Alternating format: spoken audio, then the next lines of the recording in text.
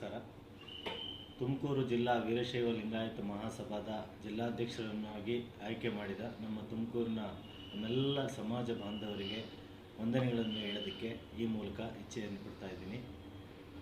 ಒಟ್ಟು ನಮ್ಮ ಲಿಂಗಾಯತ ಸಮಾಜ ಬಹಳಷ್ಟು ಸೇವೆಗಳನ್ನು ಮಾಡ್ಕೊಂಡ್ಬಂದಿದೆ. ಇಡೀ ಸಮಾಜಕ್ಕೆ ನಮ್ಮ ಬಸವಣ್ಣನವರ ಕಾಲದಿಂದಲೂ ಯಾವುದೇ ಜಾತಿ ಭೇದ ಇಲ್ಲದೆ ಹಾಗೆ ಕಾಯಕವೇ ಕೈಲಾಸ, ದಯವೇ ಧರ್ಮದ ಮೂಲ ಅನ್ನೋ ಒಂದು ಉದ್ದೇಶದಿಂದ, ಒಂದು ಧ್ಯೇಯದಿಂದ ನಮ್ಮ ವೀರಶೈವ ಲಿಂಗಾಯತ ಧರ್ಮದವರು ಪ್ರತಿಯೊಬ್ಬರೂ ಆ ಒಂದು ನಿಟ್ಟಿನಲ್ಲಿ ಸಮಾಜ ಸೇವೆಯನ್ನು ಮಾಡ್ಕೊಂಡ್ಬಂದಿದ್ದಾರೆ. ನಮ್ಮ ಎಲ್ಲ ಮಠಾಧೀಶರುಗಳು ಅದೇ ದಾರಿನಲ್ಲಿ ಸಮಾಜಕ್ಕೆ ಎಲ್ಲ ರೀತಿಯ ತೊಂದರೆಗಳು, ತೊಡಕುಗಳನ್ನು ನಿವಾರಿಸೋದಕ್ಕೆ ಬಹಳಷ್ಟು ಪ್ರಯತ್ನಗಳನ್ನು ಮಾಡ್ತಾಯಿದ್ದಾರೆ.